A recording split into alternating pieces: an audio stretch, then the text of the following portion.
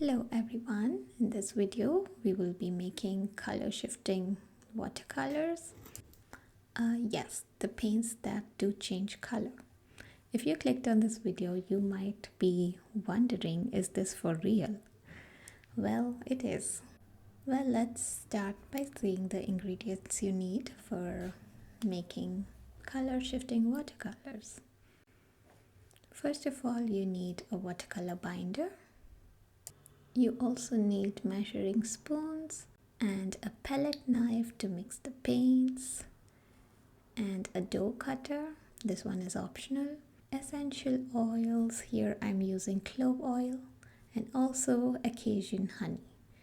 And I also add glycerine in my binder. If you haven't added in the binder, you can add it separately. To answer your previous question, yes, these paints do change color. Basically, they contain these special synthetic pigments that reflects a different color based on the angle in which light falls on them. 4 years back, while I was scrolling endlessly through Instagram, back then we were in lockdown, this thing made me stop. A post by Brillanza Watercolors, mulling paints that had 2 to 3 different colors in them. Back then, I had no idea about color shifting watercolors, or it was completely new to me. I had no idea something like this exists. So I clicked on their profile, and like a stalker, I went through each picture and each video, and I read almost all the comments in every post. Back then, their watercolors sold like hot pancakes. Like within seconds, they are sold out. Therefore, I never got to try them out, but I wanted to try making them so that I wouldn't have to wait for a shop update. I started looking into all the related accounts and was slowly gravitating towards various paint makers such as Andrea, also known as Nicole's Dreams, and trying to learn from their videos that they were posting. What I understood was each paint maker had a unique style, unique recipe, and I couldn't wait to get my hands dirty. What I am trying to say is, color shifting paints are literally the reason why I started making paints and continue to be a paint maker for the past 4 years. I also tried scraping out mica pigments from eyeshadow palettes and mixed them with Mod Podge to see if they behave like watercolors. The crazy ideas I was trying. Until I realized I need to source proper mica pigments. So I started by getting a few sample packs of mica powders from Amazon. I found a listing which had like 30 to 50 colors of 5-gram mica pigments. Now that this was set, I had to figure out a way to make a watercolor binder. After lots and lots of research and looking up through the internet, I found this website, and believe me, it was super hard back then because there was very limited information, and most paint makers were protective of their binder recipes since they already had their business based on this formula. I will link the website in my description. So according to the recipe on that website, I needed gum arabic powder and distilled water. I purchased them and I tried different ratios to make the binder, apart from the recipe that I found on the website, mainly to see how the paint turns out. Later, I could understand why some prefer honey-based paints or glycerine-based paints. Well, that's a topic for another day. Slowly, I started identifying the kind of paints I would like to make, like the creaminess, the consistency, the light fastness of the paint that I was going for. And I figured out my mistakes and how to fix them. Things like what I can tweak in the recipe to achieve a certain result. This is also something I could show you if you are interested. Another crazy thing I did was I looked up, so I thought that maybe if I could mix 2 to 3 different mica pigments I would get a color shifting paint, but it is not true. I tried it.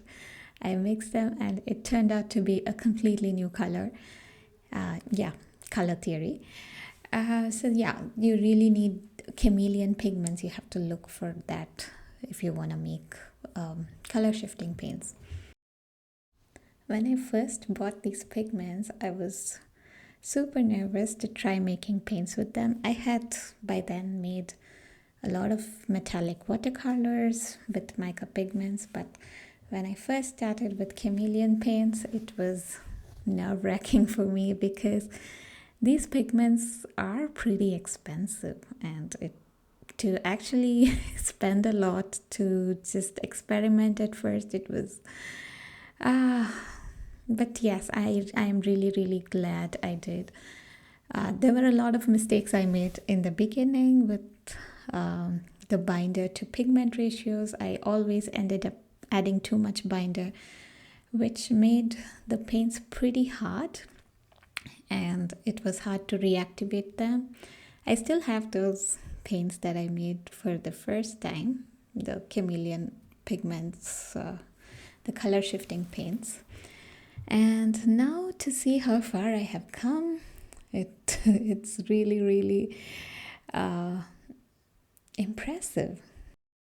I have figured out a recipe with which I can easily reactivate the paint, and they are also honey based paints, so they are quite creamy, and I am happy with the way they turned out now. I am also selling these paints on Etsy, and however, I'm shipping only within Europe and UK. Yeah, a lot of people have asked me where they can buy my paints. Sadly, most of the traffic that comes to my channel is from US, and I haven't yet opened shipping to the US. Maybe this year I will start. Looking back, this journey into making paints has been more than just creating watercolors. It has also been a process of slowing down, of appreciating the smallest details, and how a pigment moves in water, how light transforms a color, how patience brings out the best in each handmade watercolor. With every batch of paint I mix, I'm reminded that paint making isn't rushed. It's quiet, it's intentional, and deeply personal. Paint making has taught me to trust the process, to embrace the imperfections. You can see how many times paint has poured out of the pans. But I've learned to find joy in every shimmering layer. And as I share these watercolors with you, I hope they bring the same sense of calm and wonder that they brought me when I first started. These paints started my journey, and now they are part of yours too. If you love color shifting watercolors as much as I do, let's keep creating together. I would like to make a similar video next while answering some of the questions you have related to handmade watercolors. So, see you on the next one. Bye bye.